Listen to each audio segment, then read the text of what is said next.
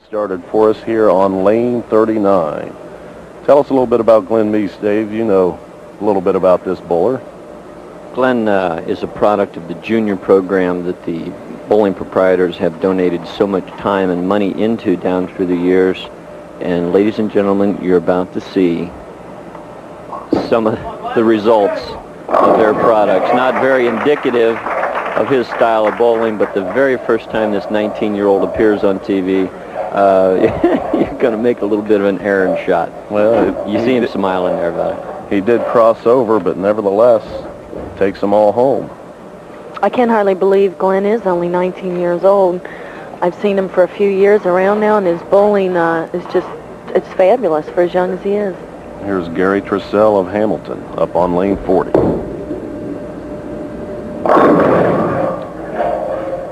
Leaves a solid one there, a solid 4-pin, Dave.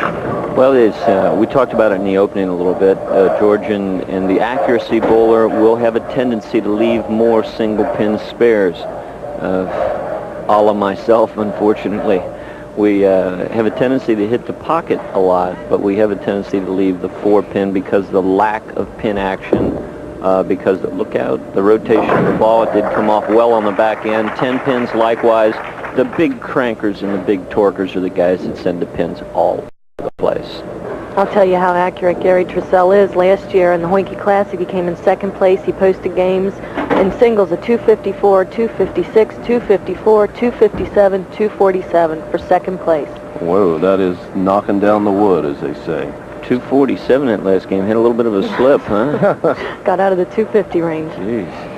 Carries a 215 average, and he's working on a spare right here. Both bowlers crossing over there on lane 39 a little bit.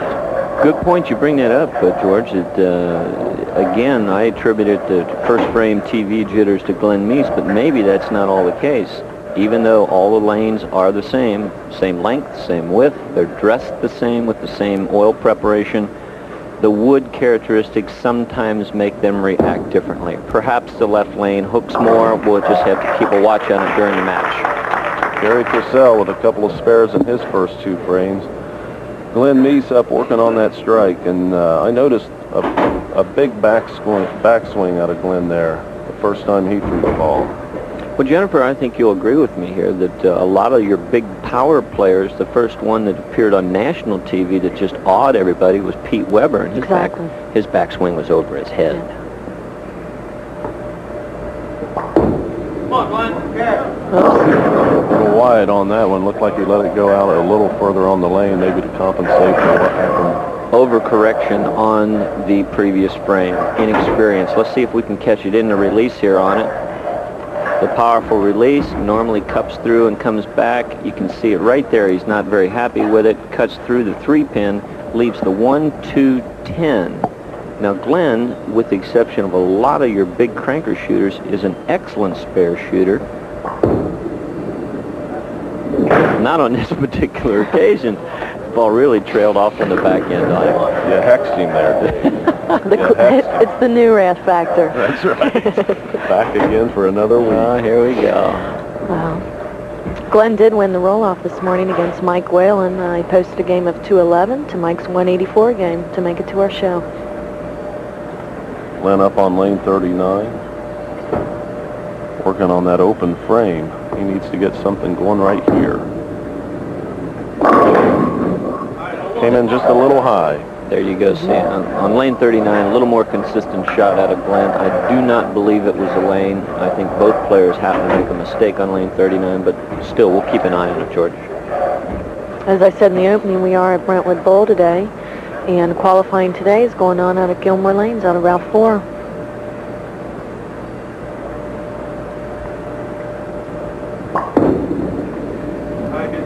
And there it is, as Dave said a frame earlier, a good spare bowler. That time Glenn shows us. Gary Trissell up, working on a couple of spares here.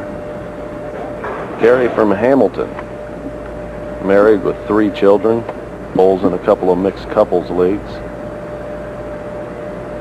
Another gentleman from Hamilton today is Joe Minster, who does a fine job writing up bowling in the Hamilton Press and everything. that. That was a good-looking shot there, Dave. You can't throw them any better than that. That's how you shoot 250s back-to-back. Let's take a look at it here on the replay, ladies and gentlemen. You're going to see him split his mark in half. Watch this ball go right over the 12th board, pretty straight out to about 8, and then the 1-3 pocket's filled up.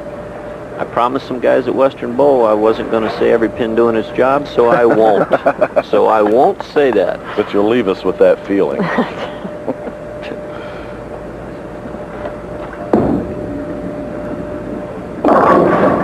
He came in a little high, leaving 3 pins. Jen, at this particular point, I'd have to say that the left lane is playing Yeah, I would a definitely little say different. Because between these two players, they're not going to go high that often on a singular lane. And again, it's not anything derogatory about the conditioning or the establishment.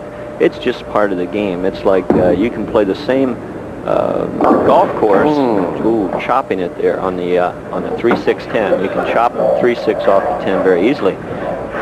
But different sand traps, you can come out of different ways too. So lanes are different. Take a look at the score, and I think what we're going to see is that Glenn Meece has an opportunity to get right back into this match in frame number 4. Should he post a strike, it would be 44, would put him at a deficit of 3 pins. Last time on this lane, he left the washout. Let's see if he compensates for that.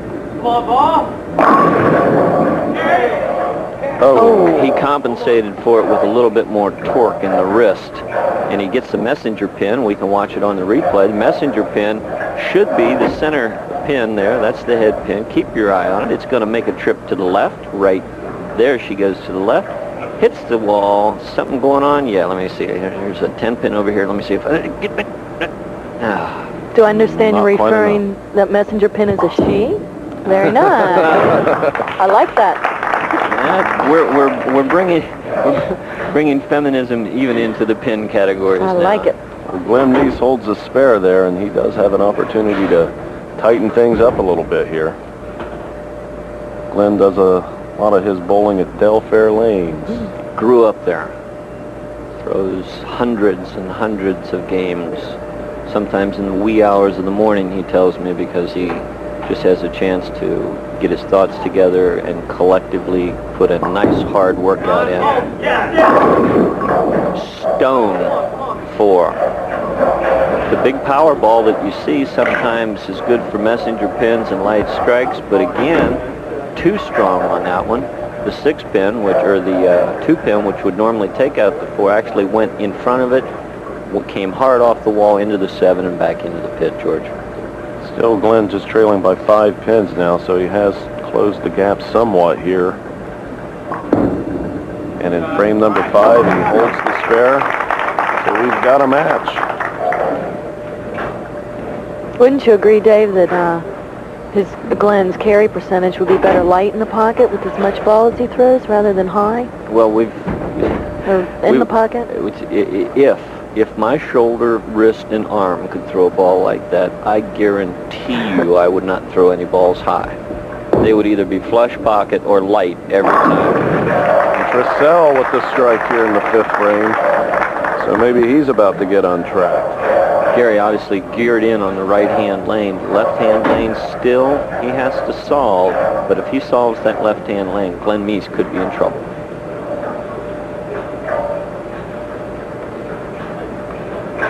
Gary using that full fingertip ball, and I guess that's what most people use in this day and age if you're going to get the big scores. Yep. A double. Yep. Fine-tunes the adjustment on the replay. Look, we can watch perfection again. What's he going to hit? Should be about the 12th board. Right there, straight down. 1-3 pocket filled up. No deflection, guys. Right there. In that case, did he just move over a board or 2 on his approach? Is that basically the way he made that adjustment?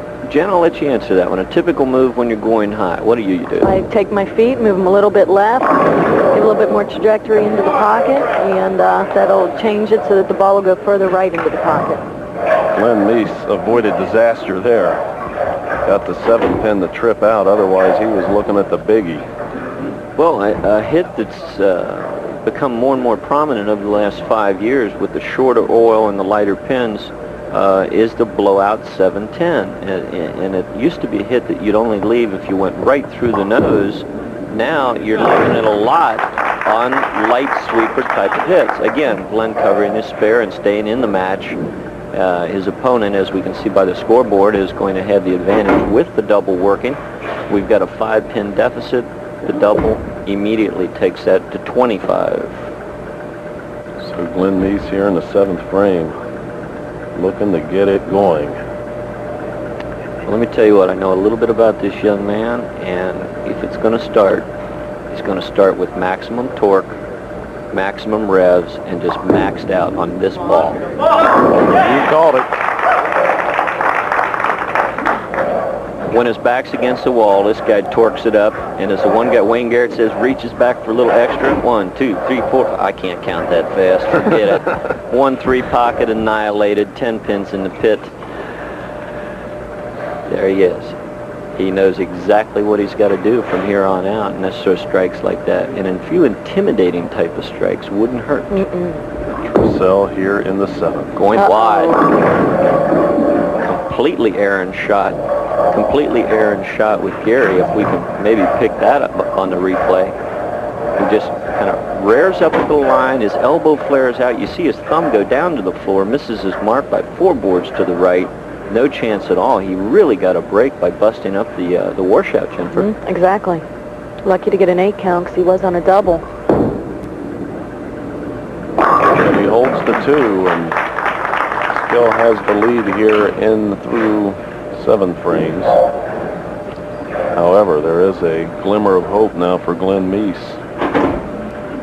Well, not saying Glenn Meece's strike was responsible for Gary's errant shot.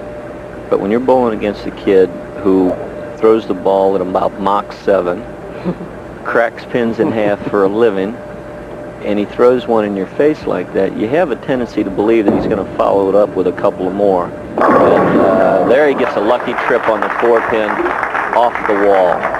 You guys want to see why the 4-pin trips out? I would love to see it. You're going to see it right here. Middle of your screen's a head pin. Pin to the just to the left of the 2-pin. Watch it here. Go to the wall. Kind of do a whirly bird off the wall and a crossbody block into the 4. You are out of here. That pin was doing a little overtime. It was doing overtime. That's what it's supposed to do. Well, we've got Glenn Meece up in the 8th, badly He in needs need to of a strike.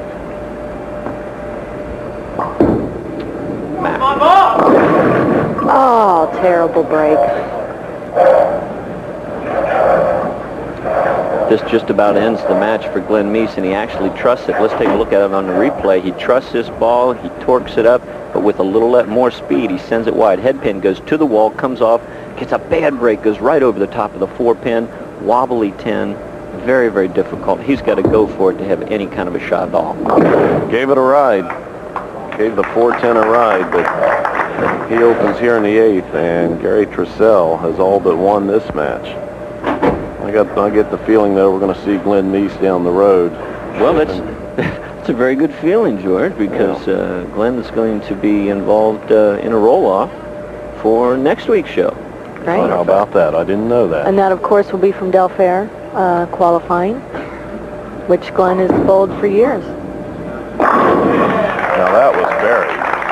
There was also a little bit of anger. I think it was. Let's say enthusiasm. Anger's a negative word. We'll put enthusiasm in there.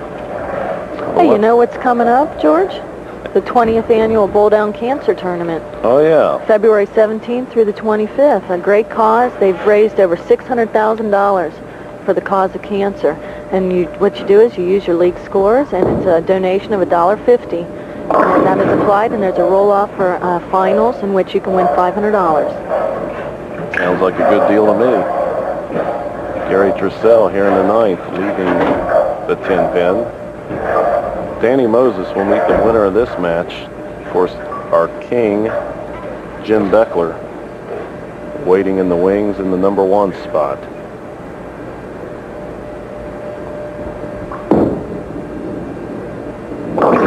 He covers it, Gary Trissell. So he has a commanding lead, and I'm I'm sure there's probably still a glimmer of hope, but I'm not sure how much. About the only way that Glenn Meece could pull this match out would be get a lot of help from Gary, and that would be to throw either the big 4 or the big 5 here in the 10th frame, and we never want to put a jinx on anybody, that's for sure. But the only way he could win was with a bad count and an open frame, and for Glenn Meece to take it to the wall. That's not going to happen today. Gary puts it away soundly, and he will be going into match number 2.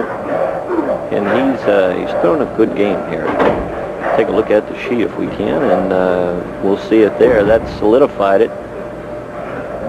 Even if Glenn Meece would have taken it off the sheet, 189, it's not going to be good enough because without throwing a ball, Gary has 185. I think on the next 2 deliveries, he can manage 5 sticks. I bet he can. I bet he can. He's going to do it on this one.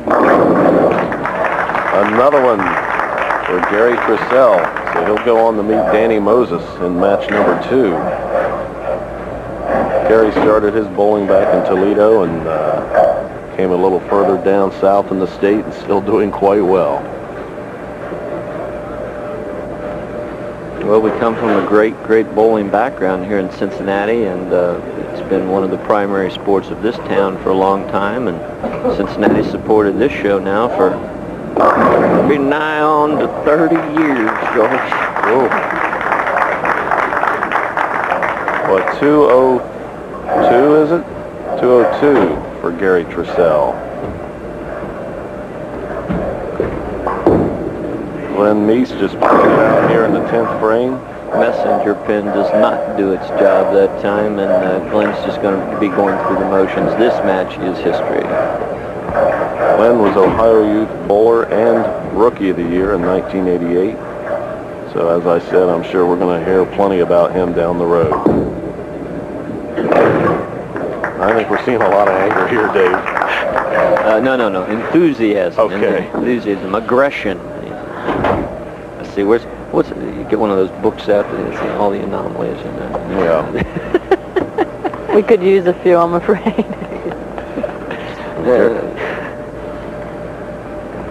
I bet this is a strike. How much you want to bet, George? I'll never bet you. Glenn Meece closes it out with a 169, but Gary Trissell advances with the 202. He'll go on to meet Danny Moses in game number 2. Now let's check